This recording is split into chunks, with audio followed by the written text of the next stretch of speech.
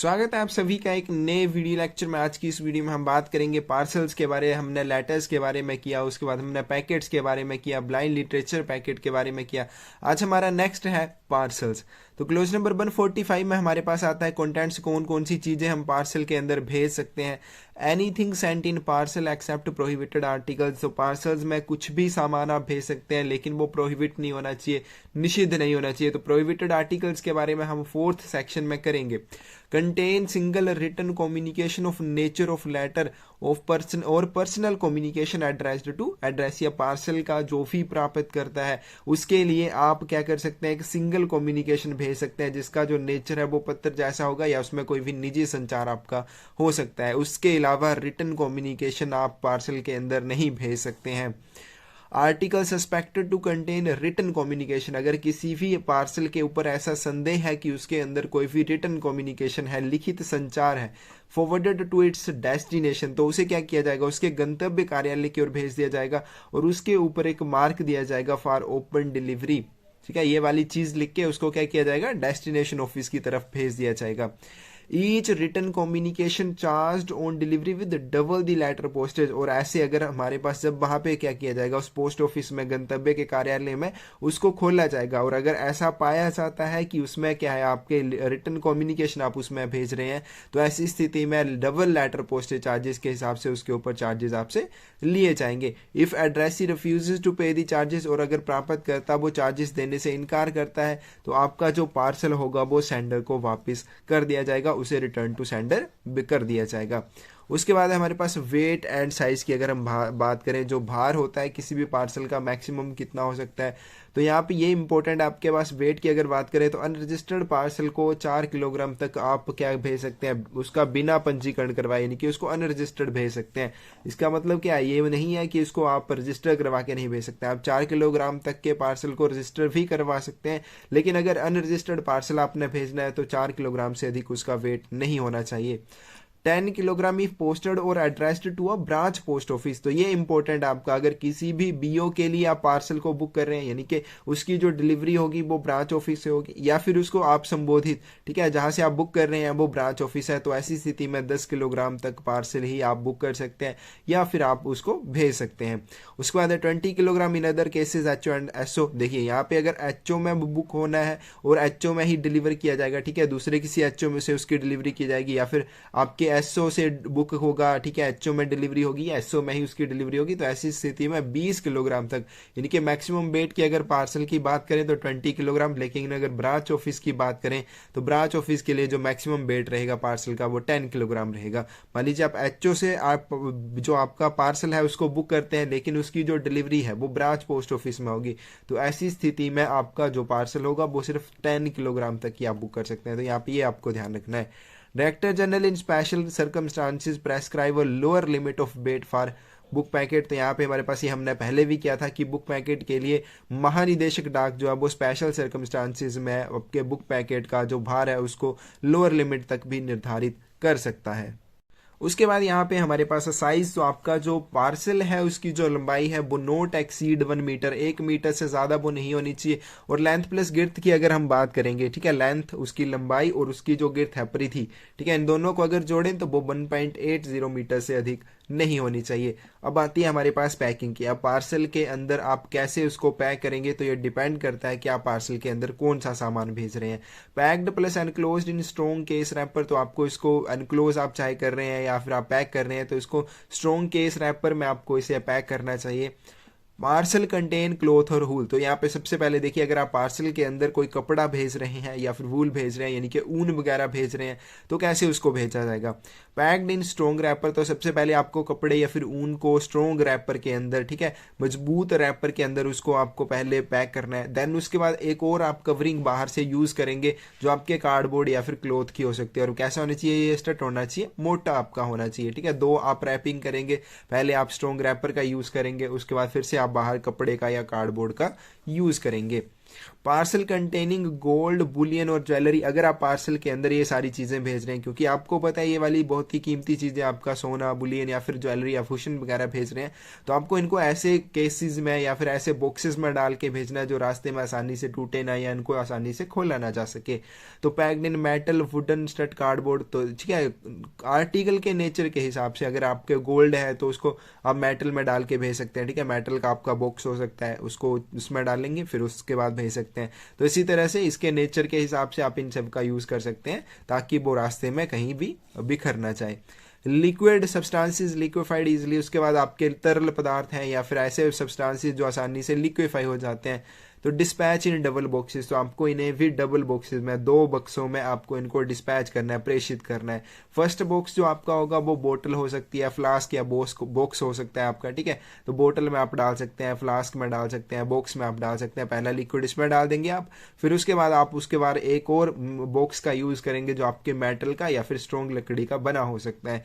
Some space left to fill sawdust bran other absorbing material, और इन दोनों boxes के बीच में आपको जगह छोड़ देनी है थोड़ी बहुत, ताकि उसमें आप साडस्ट डाल सकें, ठीक है, रेत वगैरह, चोकर या फिर दूसरा कोई एब्जॉर्बिंग मटेरियल जैसे आपका स्पंज रुई वगैरह होता है उसको डाल सकें। और ऐसा क्यों किया जाएगा इन दोनों बॉक्सेस में, ताकि आपका रास्ते में, क्योंकि आप लिक्विड भेज रहे हैं, तो रास्ते में अगर बोतल वगैरह या फ्लास्क वगैरह टूट जाता है तो वो लिक्विड जो होगा वो बाहर ना आए। अगर आपने ऐसा किया होगा, उसमें रेत वगैरह डाला होगा या एब्जॉर्बिंग मटेरियल उसमें डाला है, तो वो सारा उसको एब्जॉर्ब कर लेगा, तो इसलिए उसमें डाला जाएगा। लाइव बीज, आपकी जीवित मधुमक्खियां जो है वो भी आप पार्सल के थ्रू भेज सकते हैं इन सूटेबल केसेस। तो इसके लिए जो आप बॉक्स का यूज करेंगे वो पहले से निर्धारित होता है, ठीक है, उसको उसी हिसाब से कंस्ट्रक्ट किया जाता है मधुमक्खियां भेजने के लिए। सेंट एज और इन पार्सल, तो इसको एज ए पार्सल या फिर पार्सल के अंदर भी भेजा जा सकता है। उसके बाद हमारे पास clause number 148 human and other viscera का, ठीक है, तो ये होती है आपकी आंत वगैरह या फिर ह्यूमन। तो देखिए आप पार्सल पोस्ट के थ्रू आप ये वाली चीजें भी भेज सकते हैं, आंत वगैरह भेज सकते हैं, लेकिन यहाँ पे ये है कि कोई एक व्यक्ति किसी को मार के भी भेज सकता है, ठीक है, तो ऐसी स्थिति में ये आपकी कंडीशंस हैं कि आप कौन उसको भेज सकता है और कहाँ को उसे भेजा जाएगा। May be transmitted by post to chemical examiners for analysis, तो देखिए ये आपके सिर्फ केमिकल जो एग्जामिनर्स होते हैं उनको एनालिसिस के लिए, उनको जांच करने के लिए भेजे जाते हैं, इसके अलावा इनको कोई और नहीं भेजेगा, ठीक है, ऐसा नहीं है कि सभी इसको भेज सकते हैं। ब्रेन्स ऑफ रैबिड एनिमल्स, ऐसे जानवर जो आपके पागल होते हैं, ठीक है, जैसे आपके कुत्ते होते हैं, ठीक है, जब वो पागल हो जाते हैं तो ऐसी स्थिति में उनका जो ब्रेन्स है, उनका जो दिमाग है वो भेजा जा सकता है, transmitted by post to authorised laboratories, लेकिन सिर्फ ऑथोराइज्ड लेबोरेटरीज जो होंगी, अधिकृत लेबोरेटरीज जो होंगी, उन्हीं को भेजा जा सकता है, ऐसे सभी को नहीं है भेजा जाएगा। Suspected viscous other material sent for examination must enclosed इन, तो आपका कोई भी विस्कस या फिर इस तरह का कोई भी मटेरियल है जिसे एग्जामिनेशन के लिए भेजा जा रहा हो, उसको आपको ग्लास बोतल या फिर जार में रखना है जो फिटेड विद टॉपर और साउंड कोर्क, जिसको फिट किसके साथ किया होना चाहिए, ऊपर से बंद किसके साथ किया होगा, टॉपर या फिर साउंड कोर्क के साथ। This precaution is necessary when alcohol is used as preservative, और ये आपकी जो प्रिकॉशन है, सावधानी है, ये कब बहुत जरूरी है, जब आपको अल्कोहल को प्रिजर्वेटिव की तरह यूज करना हो, ठीक है। अब कुछ एक चीजें ऐसी होती हैं जिनको आप ऐसे ही खुले में भेज देंगे तो वो खराब हो जाती हैं, इसलिए उनको प्रिजर्व करने के लिए आप अलग कोई चीज यूज करते हैं। जैसे अगर अल्कोहल को यूज किया है तो आपको आपका जो भी ग्लास बोतल या फिर जार होगी उसको किसके साथ फिट करना है, ऊपर टॉपर या फिर साउंड कोर्क के साथ करना है। अब आपका जो ये रहेगा, ठीक है, आपकी जो बोतल रहेगी या जार रहेगी, इसको फिर से आपको एक स्ट्रॉन्ग वुडन या फिर टिन के बॉक्स के अंदर रखना है। इनके पहले आप सबसे पहले ग्लास बोतल या फिर जार का यूज करेंगे, फिर इन दोनों में से आपने जो भी यूज किया है उसको स्ट्रॉन्ग वुड या फिर टिन बॉक्स के अंदर आप रखेंगे। At least 18 millimetre thick cotton layer placed between बोतल जार एंड दी बॉक्स, तो देखिए उसके बाद आपने बोतल या जार जो भी आपने यूज किया है उसके बाद जो आपका बॉक्स रहेगा, ठीक है, इन दोनों के बीच में आपका बॉक्स किस चीज का होगा, या वुडन या टिन का होगा, ठीक है, बॉक्स या फिर आपके जार के बीच में आप क्या करेंगे, 18 मिलीमीटर की मोटी कॉटन लेयर को रख देंगे, ठीक है। उसके बाद क्या करेंगे, बॉक्स इटसेल्फ एनक्लोज इन, उसके बाद आपका ये जो बॉक्स रहेगा उसको फिर से आप किस में रखेंगे, क्लॉथ, किसी कपड़े में रखेंगे, सिक्योरली क्लोज्ड प्लस सील, उसके बाद उसको सुरक्षित रूप से बंद करेंगे और सील करेंगे, और आपकी ये जो सील होगी seal must be eight intervals not exceeding 3 inches, तो ये 3 इंच से ज्यादा दूरी पर नहीं होनी चाहिए, यानी कि आपको 3 इंच के डिस्टेंस से कम जगह में ये सील जो है लगानी है। उसके बाद है seal must be of same kind of bags, और जो बैग्स आप यूज करेंगे, जो मोम आप सील लगाने के लिए यूज करेंगे, वो सेम काइंड का होना चाहिए, यानी कि एक ही तरह का होना चाहिए, अलग अलग नहीं लगाएंगे आप। Wear distinct impression of same device, और इसके ऊपर अलग अलग आपके इंप्रेशन होंगे, शार्प होंगे एक ही मशीन के। Plague, culture, anthrax, spore, vaccine, तो देखिए आपको ध्यान रखना है, ये सारी चीजें आप एक बार पढ़ लीजिए, ठीक है, ये अलग से ही आपको पता चल जाएंगे जब एग्जाम में इस तरह से कोई भी क्वेश्चन पूछा जाता है, तो आपको ध्यान रखना है प्लेग, कल्चर वाला या फिर एंथ्रेक्स, स्पोर, वैक्सीन जो होगी, इसको भी पोस्ट के थ्रू भेजा जा सकता है। Cultures articles known for believed to contain living germs of plague, तो आपके ऐसे आर्टिकल्स या कल्चर्स जिसमें ऐसा विश्वास किया जाता है कि इसमें प्लेग के जीवित जर्म्स हैं, मे be transmitted by inland post, इनको भी इनलैंड पोस्ट के थ्रू भेजा जाता है, लेकिन इसके लिए कंडीशंस है। आपकी कंडीशंस क्या है?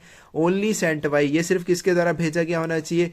कमीशन मेडिकल ऑफिसर, उसके बाद है military assistant surgeon, medical practitioners note lower than LMS person permitted by central या फिर स्टेट गवर्नमेंट, तो इन सभी के द्वारा इनको भेजा जाएगा। और किसे भेजा जाएगा? कंसाइंड टू गवर्नमेंट लेबोरेटरीज, ठीक है, गवर्नमेंट लेबोरेटरीज को अगर भेजा गया हो। इसके बाद person permitted by central state government to receive such culture, या फिर सेंट्रल या स्टेट गवर्नमेंट के द्वारा जिस व्यक्ति को इस चीज को रिसीव करने के लिए अधिकृत किया है, उसी को ये भेजा गया होना चाहिए, ठीक है। इसके अलावा किसी को भी ये नहीं भेजा जाएगा, और इन सब में से ही कोई इनको भेजने वाला होगा, दूसरा कोई सेंडर इसका नहीं होना चाहिए।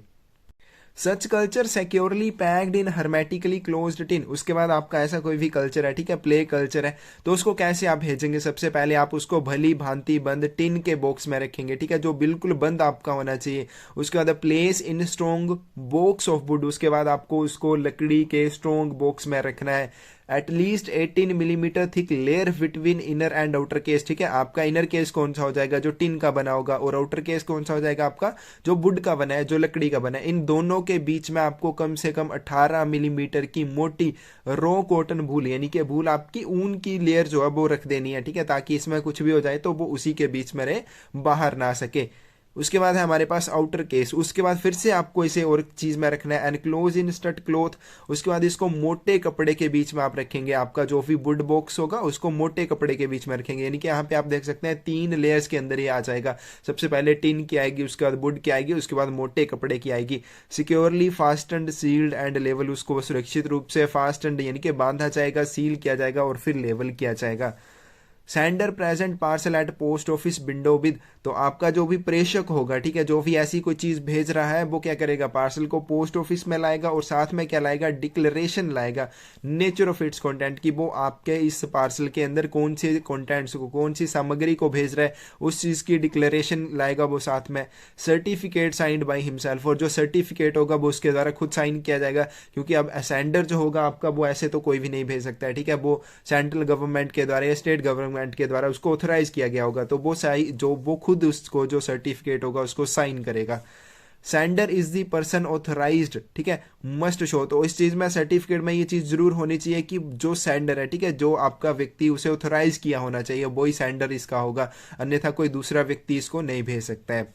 Bottle of anthrax spore vaccine also transmitted by post, अब आपकी जो एंथ्रेक्स स्पोर वैक्सीन की बोतल होगी उनको भी पोस्ट के द्वारा भेजा जा सकता है। सेंट बाई, किसके द्वारा भेजा जाएगा? लेबोरेटरीज परमिटेड बाई सेंट्रल और state government and also receive, तो ये इनको प्राप्त भी कर सकती हैं, जो सेंट्रल या स्टेट गवर्नमेंट के द्वारा लेबोरेटरीज जिनको अधिकृत किया है वो इनको भेज भी सकती हैं और इनको प्राप्त भी कर सकती हैं। कंडीशन सेम हमने, जैसे कि कैसे इसको भेजा जाएगा, 3 लेयर यूज की जाएंगी, टिन की, वुड की और आपकी लास्ट में क्लोथ की। उसके बाद आपका आता है ट्यूबरक्लोसिस स्पूटम, ठीक है, तो देखिए आप कौन कौन सी चीजें, ये सारी चीजें आप पोस्ट के थ्रू भेज सकते हैं। आपने शायद पहले सुनी भी नहीं होंगी कि आप तपेदिक बलगम, ये सारी चीजें भी पोस्ट के थ्रू जाती हैं। मे बी ट्रांसमिटेड बाय पोस्ट, तो इसको भी पोस्ट के थ्रू भेजा जा सकता है। स्पूटम सैंपल्स, ये आपके जो थूक के संबंधित सैंपल्स होते हैं, या फिर ट्यूबरक्लोसिस मटेरियल वगैरह, कंसाइंड टू, किसे कंसाइन किया जा सकता है, किसे भेजा जा सकता है? लेबोरेटरीज या फिर institutes permitted by government to receive such materials, तो वो आपकी जो भी लेबोरेटरी इंस्टीट्यूशन है उनको सेंट्रल या फिर स्टेट गवर्नमेंट के द्वारा इस चीज के लिए परमिट किया गया होना चाहिए, अधिकृत किया होना चाहिए कि वो ऐसे मटेरियल्स को रिसीव कर सकें। Contained in spill proof glass metal backs paper container, ठीक है। तो इसके लिए आप जो कंटेनर क्या यूज करेंगे वो कैसा होना चाहिए, स्पिल प्रूफ ग्लास का होना चाहिए, मेटल या फिर बैक्स पेपर का आप यूज कर सकते हैं। और उसके बाद आप उसको किस में रखेंगे, टिन या फिर वुडन बॉक्स के अंदर रखेंगे। तो ठीक है, ऐसी कोई भी चीज जिसका कोई नुकसान हो सकता है या जिसका कोई भी खतरा है, उसको 2 या 3 लेयर्स वाली चीजों में यूज करके बंद करके उसको भेजा जाता है, उसकी ट्रांसमिशन जो वो की जाती है। Box and close in stout cloth bag properly fastened sealed and लेवल। उसके बाद आपका जो बॉक्स रहेगा उसको मोटे कपड़े के थैले में आपको डालना है, बिल्कुल अच्छी तरह से बांध के सील करके और लेवल करके आप उसको रखेंगे। उसके बाद है हमारे पास स्ट्रॉन्ग स्मेलिंग आर्टिकल्स, ऐसे आर्टिकल्स जिनकी जो स्मेल है वो बहुत ज्यादा स्ट्रॉन्ग है। And closing in hermetically sealed case of tin और अदर मेटल, तो इनको भली भांति आप टिन या फिर मेटल के बंद केस के अंदर यानी कि बॉक्स के अंदर डाल के इनको भेजेंगे ताकि उनकी जो स्मेल वगैरह है वो बाहर ना आए। उसके बाद नेक्स्ट है हमारे पास सेल्यूलाइड इन्फ्लेमेबल फिल्म्स, रो मैन्युफैक्चर्ड सेल्यूलाइड, आपके सेल्यूलाइड ज्वलनशील माल या फिर तैयार जो सेल्यूलाइड होता है आपका। पैक्ड इन अ डबल रिस्पेक्टिकल्स, रिस्पेक्टिकल्स भी आपके कंटेनर ही होते हैं, बॉक्सेस को ही कहा जाता है, तो इनको भी आपको डबल कंटेनर्स के अंदर डाल के भेजना है। पहला कंटेनर जो होगा अगर आपकी फिल्म है, ठीक है, तो उसके स्थिति में आपको क्या करना है, इसको आप जो पहला इसके लिए कंटेनर यूज करेंगे वो आपका बॉक्स होना चाहिए टिन का, और अगर सेल्यूलाइड है तो इसके लिए आप टिन, कार्डबोर्ड या फिर वुड जो होती है उसका फर्स्ट जो कंटेनर है उसका यूज कर सकते हैं एज ए फर्स्ट कंटेनर। उसके बाद जो खाली जगह होगी completely filled to prevent any movement of contents, तो उसमें आपको कुछ ऐसा डाल देना है ताकि आपके अंदर और बाहर के दोनों जो कंटेनर है वो आपस में हिले ना, ठीक है, वो आपस एक जगह से दूसरी जगह ना हिले, इसके लिए आप उसमें कपड़ा डाल सकते हैं, रुई, कॉटन या फिर ऐसी कोई भी चीज उसके अंदर डाली जा सकती है। नेक्स्ट हमारे पास box wrapped with padding material, उसके बाद आपका जो बॉक्स होगा उसको आपको पैडिंग मटेरियल के साथ लपेट देना है, ठीक है, उसके बाहर आप पैडिंग मटेरियल को लपेट देंगे। प्लेस्ड इनसाइड, उसके बाद आप उसको फिर से वुडन बॉक्स के अंदर रखेंगे। Made of Planck's not less than 10 millimetre, और आपका जो वुडन बॉक्स होगा ये प्लैंक्स का बना होना चाहिए और 10 मिलीमीटर से कम ये नहीं होना चाहिए। व्हाइट लेवल विद वर्ड्स, ठीक है, उसके बाहर आपको सबसे बाहर वाला आप जो वुडन बॉक्स लगाएंगे उसके बाहर आप क्या चीज लगाएंगे, celluloid keep away from fire and light, ठीक है, उसके बाद एक आप लेवल लगा देंगे व्हाइट लेवल जिसके ऊपर ये वर्ड्स लिखे होंगे, इसके अंदर सेल्यूलाइड है, इसको लाइट और फायर से, आग और रोशनी से जो आपको दूर रखना है। Affixed to address side of parcel, और जिस साइड के ऊपर पार्सल के ऊपर पता लिखा है वहां पर इसको चिपका दिया जाएगा। इन केस नॉन इन्फ्लेमेबल और safety cinematograph films white level wearing birds, तो ये हमने पैकेट्स की बारी में भी किया था, आपकी जो नॉन इन्फ्लेमेबल होती है, जो ज्वलनशील नहीं होती है, ऐसी सेफ्टी सिनेमाटोग्राफ फिल्म्स अगर आप भेज रहे हैं तो उसके बाहर क्या आपको लेवल लगा देना है, सेफ्टी फिल्म नॉन इन्फ्लेमेबल की है, ज्वलनशील नहीं है, सेफ्टी फिल्म है, in black letters affixed outside each parcel, ठीक है। तो आपको क्या करना है कि ब्लैक लेटर्स के अंदर लिख के, ठीक है, काले अक्षरों में लिखा जाएगा और पार्सल के बाहर इसको चिपका दिया जाएगा। नेक्स्ट है हमारे पास ओस्मिक एसिड। अब ओस्मिक एसिड जो है ये सारी खतरनाक चीजें जो है ये भी पार्सल के थ्रू भेजी जा सकते हैं। तो ओस्मिक एसिड है, अगर आपका ओस्मियम टेट्रोक्साइड है ट्रांसमिटेड बाय इनलैंड पोस्ट, तो इसको भी, ओस्मिक एसिड को भी आप इनलैंड पोस्ट के थ्रू भेज सकते हैं। पैक्ड इन, अब इसके लिए क्या कंडीशंस है, आपको हर्मेटिकली सील्ड स्टट ग्लास कैप्सूल, तो इसके लिए मोटे ग्लास कैप्सूल, कैप्सूल जैसा आपको होता है ना, जैसे दवाई वाले कैप्सूल होते हैं वैसा एक मोटे ग्लास का कैप्सूल होगा, भली भांति वो बंद होगा, उसके अंदर आपको ओस्मिक एसिड को डालना है। उसके बाद embedded in centre of tin case, उसके बाद आपको टिन केस के सेंटर में इसको रख देना है। देन फिल्ड विद सैंड, उसके बाद इसको आप रेत से भर देंगे, ठीक है, कैप्सूल को नहीं भरेंगे, आपका जो टिन केस होगा इसको आप रेत से भर देंगे। Layer note less than 4.3 centimetre between capsule and tin case, तो आपका जो कैप्सूल होगा और आपका टिन केस जो होगा इन दोनों के बीच में आप सैंड की एक लेयर भर देंगे, और ये लेयर जो है इसकी मोटाई जो 4.3 सेंटीमीटर से कम नहीं होनी चाहिए। उसके बाद आपका जो टिन केस होगा, आउटसाइड टिन केस के बाहर लेवल्ड इन रेड लेटर्स, तो आपको लाल अक्षरों में इस चीज को लिख देना है, ओस्मिक एसिड डेंजरस टू हैंडल, तो ये चीज उसके बाहर लिखी रहेगी आपका जो टिन केस होगा। उसके बाद टिन केस को आप फिर से placed in outer box of would, उसके बाद उसको फिर से आप लकड़ी के मोटे बक्से के अंदर रखेंगे।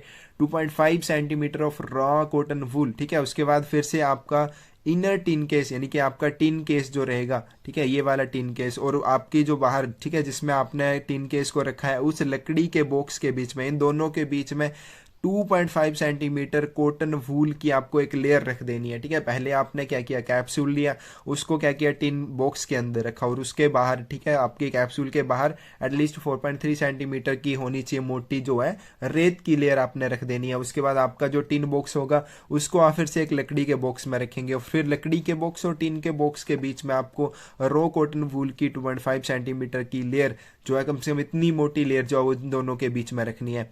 Outside wooden box labelled in red letters, और उसके बाद आपका जो लकड़ी का बॉक्स होगा उसके ऊपर भी आपको एक लेबल लगा देना है जिसके ऊपर ओस्मिक एसिड लिखा होगा, ये भी आपका रेड लेटर्स में होना चाहिए। Quantity of acid enclosed in capsule, अब आपका जो कैप्सूल रहेगा एक पार्सल के अंदर, आपने जो कैप्सूल रखा था टिन बॉक्स के अंदर, उसमें जो एसिड की क्वांटिटी है वो 2 ग्राम से ज्यादा नहीं होनी चाहिए, और not more than 1 capsule included in parcel, और एक कैप्सूल में आप, एक पार्सल में एक से ज्यादा कैप्सूल आप नहीं भेज सकते। लेकिन अगर पार्सल की बात करें तो एक पार्सल में आप 2 ग्राम से ज्यादा ऑस्मिक एसिड जो है वो नहीं भेज सकते हैं। उसके बाद है आपके परफ्यूम्स वगैरह, जो इत्र वगैरह होते हैं, transmitted by inland post having, तो इनको भी पोस्ट के द्वारा भेजा जा सकता है, लेकिन क्या है, इनका flashing point of 35.6 degree Celsius यानी कि 96 डिग्री फ़ारेनहाइट या फिर इससे नीचे ये होना चाहिए, और इसकी जो स्ट्रेंथ है वो 60 डिग्री यूपी से ज़्यादा होनी चाहिए, इससे ज़्यादा होनी चाहिए। ठीक है, perfume must be filled in, अब आपको जो परफ्यूम है वो कैसे आप भेजेंगे, तो इसको सबसे पहले आपको ग्लास बोतल के अंदर रखना है, should be plugged and capsuled, then glass bottle packed in cardboard box and cushion inside. उसके बाद आपको सबसे पहले आप इसको ग्लास बोतल में रखेंगे, देन उसके बाद आप इसको कार्डबोर्ड बॉक्स के अंदर रखेंगे और उसके अंदर आप रखेंगे कुशन। ठीक है, कुशन इसलिए रखेंगे ताकि वो एक जगह से दूसरी जगह पे ना जा सके, आपने एक जगह पे जहाँ पे उसको टिका दिया है वहीं पे वो रहे, यहाँ वहाँ वो हिलता ना रहे अंदर। उसके बाद आपके पास cardboard box wrapped with strong paper, उसके बाद आपका जो कार्डबोर्ड बॉक्स रहेगा, ठीक है, ये वाला, इसको आपको स्ट्रॉन्ग पेपर के साथ बाहर से लपेट देना है, then placed in outer wooden box, और उसके बाद फिर से आपको इसको एक लकड़ी के बॉक्स के अंदर रख देना है। ठीक है, सबसे पहले आपने क्या किया, ग्लास बोतल ली, उसके अंदर परफ्यूम को डाला, उसके बाद कार्डबोर्ड बॉक्स के अंदर उसको रखा, देन उसके बाद फिर से आपने एक बॉक्स यूज किया जो आपका क्या हो जाएगा, वुडन बॉक्स हो जाएगा। ठीक है, लकड़ी के बॉक्स के अंदर आप इस कार्डबोर्ड बॉक्स को रख देंगे।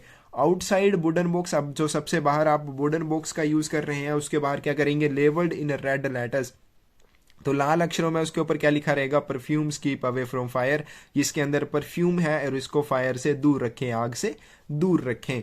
Manner of pre paying postage, अब ये इंपॉर्टेंट है आपके पास, किसी भी पार्सल के लिए जब भी आप पोस्टेज चार्जेस देते हैं, postage plus registration fees must be fully prepaid on A parcel, तो किसी भी पार्सल के ऊपर जो पोस्टेज चार्जेस हैं और रजिस्ट्रेशन फीस है वो फुली प्रीपेड होनी चाहिए, उसका आपको पूरा भुगतान जो है वो करना पड़ेगा। मैनर ऑफ पोस्टिंग, अब इसको पोस्ट करने का क्या तरीका है, तो ये भी इंपॉर्टेंट है आपके पास, ये 2 पॉइंट्स आपके बहुत इंपॉर्टेंट है। Every parcel including service parcel, ठीक है, जितने भी आपके पार्सल है चाहे वो सर्विस पार्सल है, intended for transmission by post, जिन्हें पोस्ट के द्वारा ट्रांसमिट किया जाना है, must be presented at window of post office, तो उन्हें डाक घर में आपको लेके आना ही पड़ेगा। ठीक है, आप उनको लेटर बॉक्सेस में नहीं डाल सकते हैं। Any parcel found in letter box handed over to registration पी है, तो उसको कैसे ट्रीट और चार्ज किया जाएगा, रजिस्टर्ड पार्सल की तरह। अगर कोई भी पार्सल आप लेटर बॉक्स के अंदर डाल देते हैं तो उसको आपका रजिस्टर्ड पार्सल, पंजीकृत पार्सल की तरह ट्रीट किया जाएगा और चार्ज किया जाएगा। तो यहाँ पे देखिए, यहाँ पे ये बहुत कंफ्यूजन है कि अब उसने तो भेजने वाले ने उसको लेटर बॉक्स में डाल दिया है, अब उसको कौन रजिस्टर करेगा, तो उसको क्या किया जाता है, जब भी ऐसा कोई पार्सल आपका लेटर बॉक्स में मिलता है तो उसको रजिस्ट्रेशन पीए को दिया जाता है, फिर वो क्या करता है, उसकी रजिस्ट्रेशन कर देता है, उसको डेस्टिनेशन पोस्ट ऑफिस की तरफ भेज देता है, फिर जो एड्रेस ही है उससे लिए जाते हैं पैसे। ठीक है, वो देगा उसके लिए, नहीं तो फिर वापस आएगा तो सेंडर को देने पड़ेंगे। तो ऐसे इस तरह से आपको पार्सल जो है वो आपको पोस्ट ऑफिस विंडो पर लेके आना है। ठीक है, पोस्ट ऑफिस पर आकर ही आप उसको बुक करेंगे, ना कि लेटर बॉक्स में डालेंगे। उसके बाद आपकी आती है air mail service. Articles given airlift, तो ये हम पहले भी कर चुके हैं कि आपके जितने भी फर्स्ट क्लास मेल आर्टिकल्स होते हैं या फिर आपके जितने भी मनी ऑर्डर्स होते हैं उनको क्या किया जाता है, give air transmission free of charge, तो बिना किसी चार्ज के, बिना किसी शुल्क के उनको फ्री एयर ट्रांसमिशन दिया जाता है। ठीक है, हवाई उनका जो भी ट्रांसमिशन होता है वो बिना किसी चार्ज के किया जाता है। अदर क्लासेस ऑफ मेल्स, बाकी आपके जितने भी बनते हैं। ठीक है, जब हमने मेल्स के बारे में किया था तो हमने किया था कि टोटल आपकी 10 प्रकार की मेल्स होती हैं, जिसमें आपके 3 जो आ जाते हैं वो फर्स्ट क्लास मेल में आ जाते हैं। उसके बाद आपके जितने भी बचते हैं विद पार्सल, आपके जैसे बुक्स हो गए, सैंपल और पैटर्न पैकेट हो जाएंगे, registered newspaper, blind literature packet पास हो, तो ये सारी चीज़ें, ठीक है, ये आपके सेकंड क्लास मेल में आ जाएंगी। अगर इनको बाई एयर आपने ट्रांसमिट करना है, रिक्वायर्ड टू पे एयर सरचार्ज, उसके लिए आपको एयर सरचार्ज जो है वो देने पड़ेंगे अगर उनका एयर ट्रांसमिशन किया जाएगा।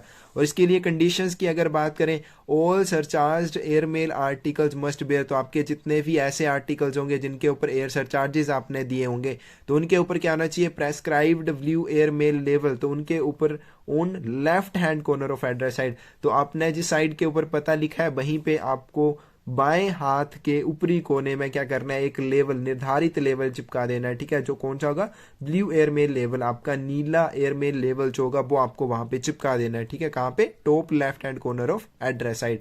ऑब्लिगेटरी यहाँ पे क्या जरूरी है, on parcel pre payment of full airmail fee, तो अगर आपका पार्सल आप भेज रहे हैं, ठीक है, एयरमेल के द्वारा उसका ट्रांसमिशन किया जाएगा, तो उसके ऊपर जितना भी हवाई डाक शुल्क बनता है उसका आपको पूरा भुगतान करना होगा। और बाकी आपके जितने आर्टिकल्स होंगे, ठीक है, पार्सल को छोड़कर पैकेट, लेटर वगैरह जितने भी होंगे, other surcharge article 75% of total charges including air fees, तो एयर फीस के साथ, ठीक है, हवाई डाक शुल्क के साथ आपको बाकी जितने भी चार्जेस हैं उन सभी का 75% जो पहले उसके लिए आपको प्री पेमेंट करनी होगी, यानी कि 100 में से अगर 100 रुपये चार्जेस बनते हैं तो 75 रुपीज़ आपको पहले देने ही पड़ेंगे। और अगर पार्सल की बात करें तो 100 के 100 रुपये आपको पहले उसके प्री पे करने पड़ेंगे। All special services like registration, acknowledgement etcetera, तो ये सारी जितनी भी एक्स्ट्रा आपकी सर्विस होती हैं किसी भी आर्टिकल के साथ उसको रजिस्टर करना, एक्नोलेजमेंट या फिर इसके अलावा जो भी सर्विसेज होती हैं, admissible in the case airmail articles, तो एयरमेल आर्टिकल्स के मामले में भी ये एडमिसिबल है, यानी कि आप कर सकते हैं, आप एक्नोलेजमेंट वगैरह भी भेज सकते हैं। इन सच केसेस बेट of acknowledgement card forms like VPMO, ठीक है, तो ऐसे जितने भी मामले होंगे जिसमें आप एक्नोलेजमेंट फॉर्म वगैरह भेज रहे हैं या फिर वीपीएमओ वगैरह साथ में भेज रहे हैं, taken with article in calculating airmail fees, तो जब भी एयरमेल फीस की कैलकुलेशन की जाएगी तो इनका वेट भी साथ में आर्टिकल के साथ में ऐड किया जाएगा, यानी कि अगर इनका 10 ग्राम वेट भी है तो उसके भी आपको चार्जेस देने पड़ेंगे, ठीक है, वो भी आपके आर्टिकल के साथ इनको इंक्लूड किया जाएगा। उसके बाद है आपकी रीडायरेक्शन ऑफ एयरमेल। सो देखिए यहाँ पे अगर आपका एक बार जब भी आप किसी आर्टिकल को भेजते हैं तो उसके ऊपर आप जो भी चार्जेस देते हैं वो किसके लिए होते हैं, वो आपके होते हैं कि वो गंतव्य स्थान पर पहुंच जाए और एड्रेसी को उसकी डिलीवरी दे दी जाए। लेकिन यहाँ पे देखिए आप उसके लिए तो आप रीडायरेक्शन चार्जेस नहीं देते हैं, उसके वापस आने के चार्जेस नहीं देते हैं। अब कुछ एक आर्टिकल्स होते हैं वो फ्री में आपके वापस आ जाते हैं, उनकी रीडायरेक्शन जो है वो फ्री में कर दी जाती है, ठीक है, एक जगह से दूसरी जगह पर चला जाएगा, कोई आपसे चार्जेस नहीं मांगेगा, ना ही एड्रेसी से मांगेगा। लेकिन अब कुछ एक ऐसे आपके पार्सल्स हैं, अब पार्सल की बात हम कर लेते हैं या फिर एयर मेल्स की हम बात कर लेते हैं। अब आपने एक बार चार्जेस दिए हैं, ठीक है, एक बार वो जहाज से चला गया, गंतव्य पे पहुंच गया, अब उसको एड्रेसी तक पहुंचाना वो तो एक बार जिम्मेदारी बनती है उसके लिए क्योंकि चार्जेस लिए हैं। लेकिन अगर उसको दूसरी जगह पे कहीं भेजना पड़े तो उसके लिए तो आपने चार्जेस नहीं दिए हैं, तो उसका कैसे किया जाएगा। तो सेकंड क्लास मेल यानी कि आपके लेटर्स, इनलैंड लेटर कार्ड और पोस्ट कार्ड को छोड़कर बाकी आपके जितने भी आर्टिकल्स हैं, चाहे वो सरचार्ज हैं चाहे अनसरचार्ज हैं, रीडायरेक्टेड विद इन इंडिया और return to sender if non delivery, तो उनको भारत के भीतर कहीं भी पुनर्निर्देशित किया जा सकता है, या फिर अगर उनकी डिलीवरी नहीं हो पाती है तो रिटर्न टू सेंडर यानी कि सेंडर को उन्हें वापस कर दिया जाता है। एड्रेसी रिक्वायर्ड टू डिपॉजिट, अब बट इसके लिए उनको क्या करना पड़ता है, जो फी प्राप्त करता है उसको क्या करना पड़ता है, इसके लिए एक डिपॉजिट रखना पड़ता है पोस्ट ऑफिस में एडवांस में, ठीक है, जैसे हमने किया था कि कुछ एक चीजें होती हैं जिसके लिए एडवांस में पोस्ट ऑफिस के साथ एक अकाउंट रखना पड़ता है, उसमें एडवांस में पैसे जमा रखने पड़ते हैं, तो ऐसे ही हमारे पास यहाँ पे एड्रेस से कॉपी करना पड़ेगा।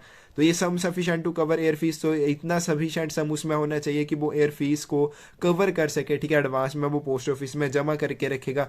और इतने जितने भी ये वाले केसेस होंगे, ठीक है, इसमें एड्रेसी जो होगा वो रिटन इंस्ट्रक्शन, लिखित में इंस्ट्रक्शंस, पहले निर्देश जो है वो दे के जाएगा कि अगर उसका कोई भी पार्सल है उसको रीडायरेक्ट करना पड़े, दूसरी जगह पे भेजना पड़े, तो वो कहाँ से चार्जेस लिए जाएंगे, वो एडवांस में डिपॉजिट करके जाएगा और इसके लिए वो रिटर्न इंस्ट्रक्शन दे के जाएगा। उसके बाद हमारे पास लिमिटेड एयरलिफ्ट। लिमिटेड एयरलिफ्ट का यहाँ पे मतलब है कि कुछ जगह के लिए ही सिर्फ आपकी एयरलिफ्ट किया जाएगा, बाकी नॉर्मल सरफेस आपकी ट्रांसमिशन की जाएगी। For convenience of public special procedure, तो ये जनता के कन्वीनियंस के लिए होता है, उसकी सुविधा के लिए होता है, इसके लिए स्पेशल प्रोसीजर होता है। Giving air lift over difficult section, तो जितने भी डिफिकल्ट सेक्शन होते हैं वहां पर एयर लिफ्ट जो है वो आर्टिकल्स को किया जाता है at concessional rate of air fees, और इसके लिए जो एयर फीस ली जाती है उसमें छूट आपको मिलती है, यानी कि बहुत ज़्यादा नहीं ली जाती जाती है, थोड़ी बहुत इसमें आपको छूट रहती है। And for rest of journey, और बाकी जितनी भी जर्नी होगी article carried by normal surface route, तो बाकी जितनी भी जर्नी आपकी होगी उसमें क्या होगा, आपका आर्टिकल नॉर्मल जैसे सरफेस रूट से जा रहा था वैसे ही जाएगा। कुछ जगह के लिए ही आपको क्या मिलेगा, इसमें एयरलिफ्ट मिलेगा। मस्ट हैव प्रेस्क्राइब्ड एयर में लेवल, इसके ऊपर निर्धारित आपका क्या होना चाहिए, एयर में लेवल होना चाहिए। मार्क्ड इन बोल्ड लेटर, जिसमें बड़े अक्षरों के ऊपर क्या लिखा होना चाहिए, फॉर लिमिटेड एयरलिफ्ट्स, तो ये चीज इसके ऊपर लिखी होगी। ये भी बताया होगा कि किन दो जगहों के बीच में इसको एयरलिफ्ट जो है वो किया जाएगा, ठीक है। लेवल इसके बाहर लगा होगा, बड़े अक्षरों में ये वाली चीज उसके ऊपर लिखी होगी। उसके बाद आपके आते हैं air parcels. Maximum size weight of air parcel, तो यहाँ पे आपका जो एयर पार्सल होगा उसका मैक्सिमम अधिकतम साइज और वेट की अगर बात करें तो सेम आपके सरफेस पार्सल की तरह रहेगा। Parcel forwarded by air, superscription और address side in bold letters air parcel, तो आपके जितने भी पार्सल्स हैं जिनका एयर ट्रांसमिशन किया जाएगा उनके बाहर ये सुपरस्क्रिप्शन लिखी रह जाएगी बोल्ड लेटर्स में, बड़े अक्षरों में, air parcel. Bear on its face prescribed blue airmail लेवल, तो इसके लिए हमने अभी किया था थोड़ी देर पहले कि ब्लू एयरमेल लेवल रहेगा, उसके जो एड्रेस साइड रहेगी वहां पर ये लगाया जाएगा, तो उसके ऊपर क्या लिखा होगा, एयर पार्सल लिखा होगा। Registration not obligatory up to 4 kilogram, तो 4 किलोग्राम तक पार्सल में आपके एयर पार्सल की यहाँ पे बात की है, ठीक है। वहां पर भी जरूरी नहीं है, लेकिन अगर एयर पार्सल है may be registered on payment of additional registration fee, तो आप इसको क्या कर सकते हैं, इसको आप पंजीकृत कर सकते हैं, लेकिन उसके लिए आपको एडिशनल जो भी रजिस्ट्रेशन फीस, पंजीकरण शुल्क जो है वो आपको देना होगा। उसके बाद हमारे पास आएंगे रजिस्ट्रेशन आपकी आएगी, पंजीकरण आपका आएगा, कैसे करवाते हैं, किन किन आर्टिकल्स का कंपलसरी है और कब करवाना चाहिए, तो ऐसे हम करेंगे इसको नेक्स्ट वीडियो में रजिस्ट्रेशन वाला। आज हम यहीं तक करेंगे पार्सल में। तो आपने देख लिया कि पार्सल के अंदर आपको पता भी नहीं होगा कि आप ओस्मिक एसिड भेज सकते हैं मनुष्य की, या फिर पागल कुत्तों के, या फिर पागल जानवरों के दिमाग वगैरह भी भेज सकते हैं, आंतें भेज सकते हैं, ठीक है, परफ्यूम वगैरह ये सारी चीजें भेज सकते हैं। तो ये आपको बस एक कहानी की तरह आप इसको याद रखेंगे, आपको आसानी से याद हो जाएगा कि 2 कब आपको केसेस का यूज करना है, 2 बॉक्सेस का कब आपको यूज करना है। तो इस तरह से आप इसको याद रखेंगे तो आसानी से आपका याद रहेगा। तो नेक्स्ट वीडियो में हम करेंगे रजिस्ट्रेशन। Thank you.